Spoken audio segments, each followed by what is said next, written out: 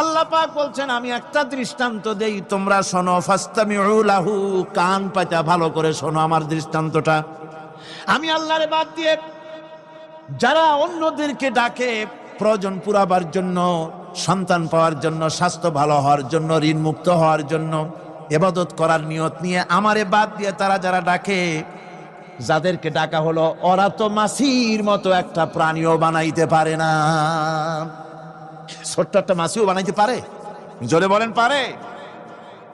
মাছির মতো প্রাণী বানানো তো দূরের কথা, وَيَسْلُبُهُمُ الذُّبَابُ شَيْئًا لَا يَسْتَنقِذُوهُ مِنْهُ ضَعُفَ الطَّالِبُ وَالْمَطْلُوبُ।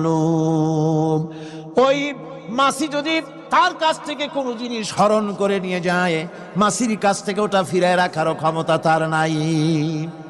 মূর্তি বানানো হয় 10খানা হাত, 20খানা হাত, 40টা মাথা, সামনে ডাব আছে, চিড়া আছে, কলা আছে, মুড়ি আছে, কত খাবার।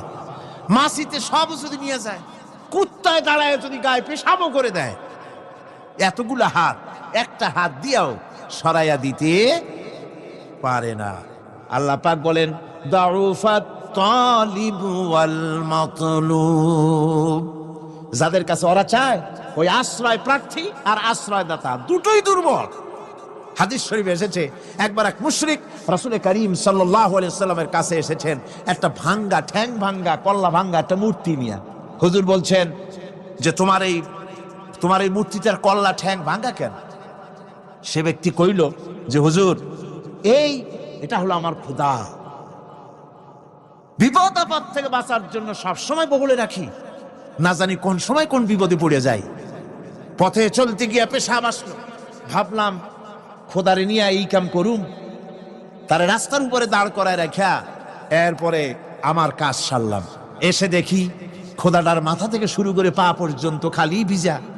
ভাবলাম খোদার শরীর ভিজা, নিশ্চয়ই কোনো বরকতের পানি হবে। কোলে তুলে নিয়ে চাট আরম্ভ করলাম। চাটতে গিয়ে টের পাইলাম যে গন্ধ লাগে টক টক। আশ্চর্য কথা, বরকতের পানি এরকমের ঝাঁঝালো গন্ধ, নাক ছিঁড়ে যাওয়ার মতো। বিষয়টা কি? কিসের বরকত? এদিক ওদিক তাকায় দেখি দূরে একটা কুত্তা দাঁড়ানো, আর তার নিচের থেকে পানি টপকাচ্ছে। তখন বুঝলাম কি বরকতের পানি। কয় হুজুর, মেজাজটা খারাপ হয়ে গেল। খোদাটার ঠ্যাং না ধরিয়া, ঠ্যাং ধরে বললাম, তুই খোদা না হুদা?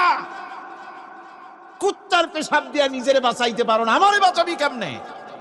কাসার দিয়া কল্লা ভাঙিয়া ভালাইছে। হুজুর জিজ্ঞেস করলেন, আমার কাছে কেন এসেছ? মুশরিক ব্যক্তি বলছি, ইয়া রাসূলুল্লাহ, জীবনের ভুল বুঝতে পেরেছি, আমি এখন তাওহীদের শরবত পান করতে এসেছি। নবীজি বললেন, পড়ো লা ইলাহা ইল্লাল্লাহু মুহাম্মাদুর রাসূলুল্লাহ। আল্লাহ পাক কি সুন্দর করে বুঝাচ্ছেন, আমি ছাড়া কারো কোনো ক্ষমতা নাই।